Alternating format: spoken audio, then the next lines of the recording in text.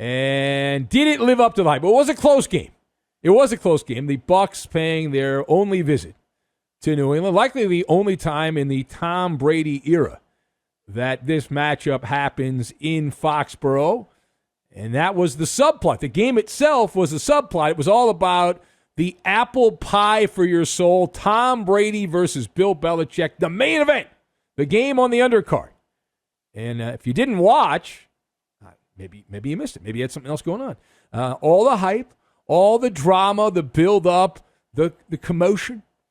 And then it came down to an idiot kicker for the Patriots. Doink! Nick Folk, the reliable Nick Folk, had a chance to play the hero there, at least set up the Patriots defense to try to stop Tom Brady one last time in the final seconds there. A 56-yard field goal, doink, off the left upright, and just like that, with less than a minute to play, turn out the lights, the party's over. So Tom Brady gets credit for the drive the Bucs had. He set up the game-winning 48-yard field goal by Ryan Suckup in the fourth quarter. The subplot, in addition to Brady versus Belichick. What about the fans? Now, Tom Brady was cheered. They were going gaga when he took the field for the pregame warm-ups there, the Patriot fans, on Sunday night. But the fans, they gave him the standing ovation when he came out, and all the championships and all that in the past. But the music stopped. Things changed. There was a different tune when Tom Brady ran out with the Buccaneers on offense for the first time. And boo! Boo! Just like that. And it's actual recreation of what happened there. So now some people seem genuinely stunned by this. Oh, my God. The pearl clutching. How could you possibly boo Tom Brady? He won 6 Super Bowls, for the love of God. What are you doing, Patriot fans? So let us discuss. All right, the question, the Pats fans booing Tom Brady during the game, in bounds or out of bounds, it is absolutely 100% verified. In bounds. Now, I've got wardrobe malfunction, feather, and powwow. And we will tie all of these things together into a nice, neat little package here is what we're going to do. Now, listen, Tom Brady got the kind of welcome that he deserved, right? Pre-game adulation, heroes welcome, fawning, the toe massage, all of that, the Manny, the Petty, the standing ovation, the smothering of the cheers. But then when the game started, the fans pivoted. Here's actually what it sounded like. Here we go. And the 2-syllable chant before the game has changed now. Still begins with a B. We've been with him on the road in these situations. The problem is he relishes that. All right, so there was the Patriots radio feed. There's the fans pivoting to the boo.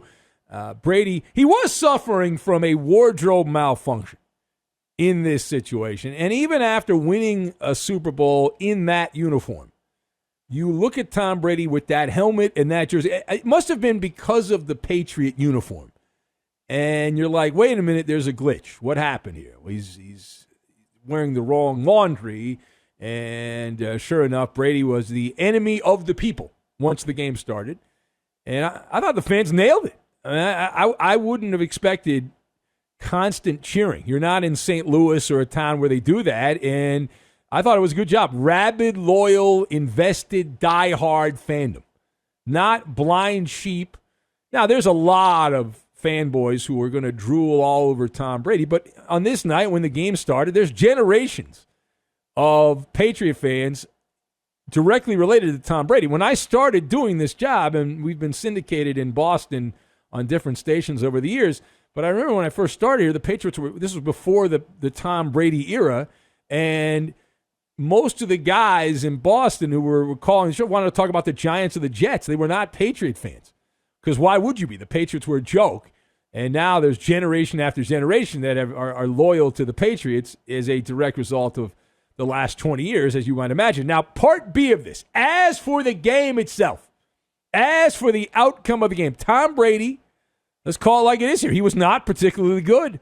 I know that goes against the narrative, and it's everyone already had their stories all written up. Tom Brady leads the Tampa Bay Bucks into Foxboro and walks out with a win. But the head-to-head matchup, the game within the game, there is a feather in the cap of Bill Belichick. From a strategical standpoint, Bill Belichick was better than Tom Brady. It was the Belichick X's and O's against Tom Brady's moxie under center. And in that side-by-side comparison, Bill Belichick schooling the Brady bunch. And the Patriots didn't win the game, and so this will all be forgotten, and people will move on to something else because their kicker missed a game winner from 56 yards, where kickers are making kicks like that on a regular basis. But Tom Brady, by his standard, was cringeworthy at times in this game. The Belichick defensive strategy suffocating the Buccaneer offense, and Brady was outplayed by Mac Jones, a rookie. Right? Head-to-head, you look at that matchup, Tom Brady was a miserable quarterback. Completed barely 50% of his passes, averaged less than 6.5 yards per attempt, and didn't have any touchdowns, and just a pedestrian kind of a day, below average, all the way across the board for Tom Brady. And Bill Belichick coming up with the game plan. You figure if anybody knows how to slow Tom Brady down, it's Bill Belichick. And it was so pathetic that Chris Collinsworth and Al Michaels on the Peacock broadcast there were claiming the weather was the reason that the performance was lacking. It seemed to want to blame the weather. Like Tom Brady's never played in bad weather before in his career and played well. Mac Jones, though, against that Buccaneers secondary, so ravaged, they're getting guys who are facing criminal charges to play in that secondary. Shout out Richard Sherman.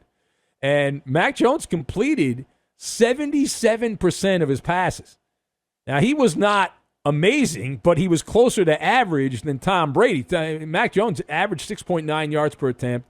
And if you do the bad play statistic, we always look at bad plays. The quarterback that has fewer bad plays typically has the better day. Tom Brady had 22 negative plays. Mac Jones only had 14. That's a +8 for the Patriots.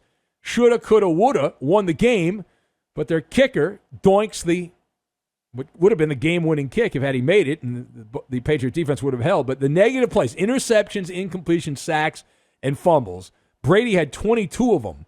Mac Jones only 14. All right, last word here. So Tom Brady and Bill Belichick, what were they going to do after the game? A lot of anticipation. You could bet on this. Would there be a firm handshake? Would there be a hug? Would they talk it out? What was going to happen there? So we have the answer. Now, Belichick and Brady, it was a quick hug at midfield after the game.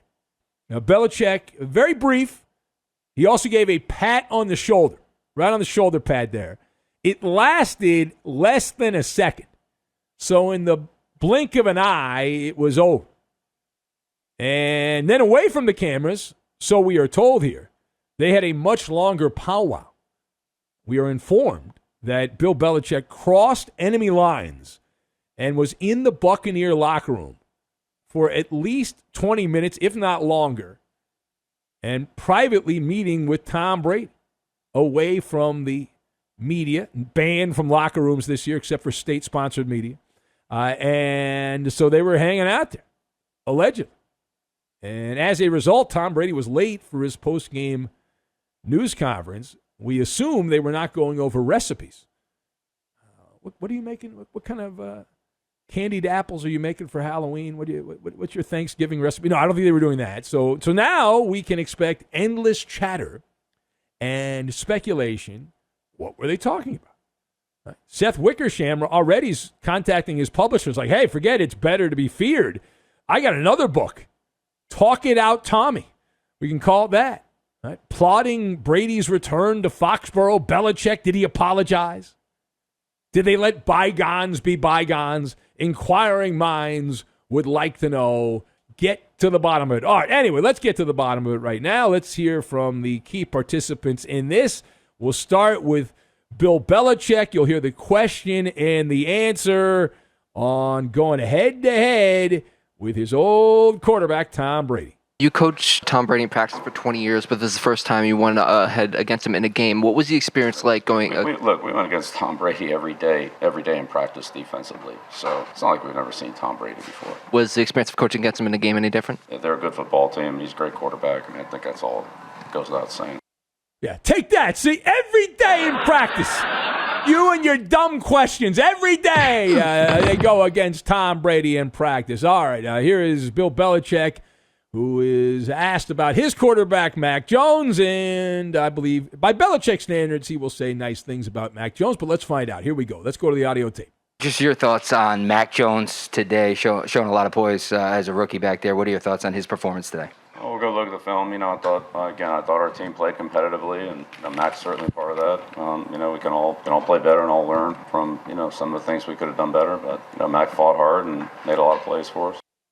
By Belichick standards, that is a shoulder massage.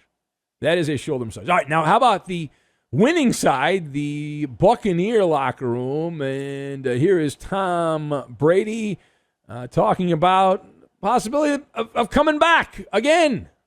It's been a great stadium for me for a long time, so I don't know what the future holds. Obviously there could be an opportunity to come back here, so we'll see. I feel like I'll always be a part of this community, and I'll be up here quite a bit when it's all said and done. When I retire, I'm sure there'll be a lot of time.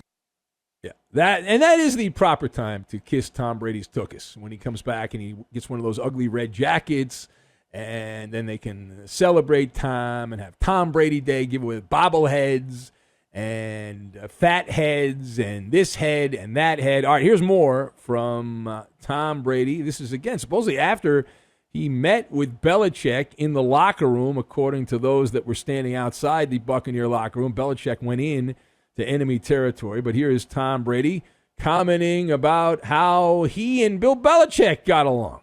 We've had a personal relationship, for 20 plus years. So he drafted me here and had a lot of personal conversations that should remain that way. And they're very private. And I would say so much is made of our relationship. And, as I said earlier this week, from a player standpoint, you just expect the coach to give you everything he's got. And I'm sure as a player, that's what he was hoping for me. But nothing's really accurate that I ever see. Definitely doesn't come from my personal feelings or beliefs. And I have a lot of respect for him as a coach, and obviously a lot of respect for this organization and all the different people here that try to make it successful.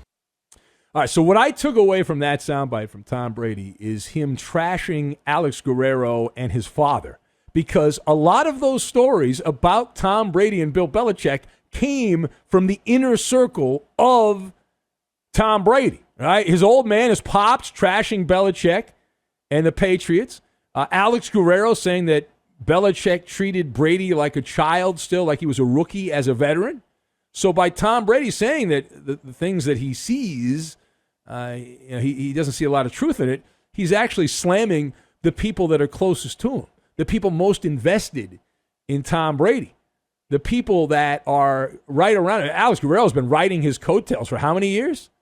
And that is a shot at Tom Brady. Does he realize he's taking a shot at those guys, or does he think he's just taking a shot at Seth Wickersham for the book? Which is it?